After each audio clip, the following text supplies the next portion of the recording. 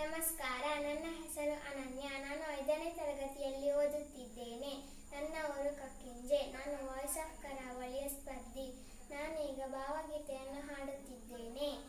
ಮುನಿಸುತ್ತರವೇ ಮುಗುದೆ, ಹಿತವಾಗಿ ನಗಲು ಬಾರದೆ, ಕರಿಮುಗಿಲ ಬಾನಿನಲ್ಲಿ ಮಿಂಚರಳಲು, ತಾರೆಗಳು ಮೈಯ ಬಳಸಿ ಜುಮ್ಮೆನ್ನಲು, ನವಭಾವ ತುಂಬಿ ತುಂಬಿ ಮನ ಹಾಡಲು, ತೆರೆದಂತಿದೆ ಭಾಗ್ಯದ ಬಾಗಿಲು, ಎಷ್ಟೊಂದು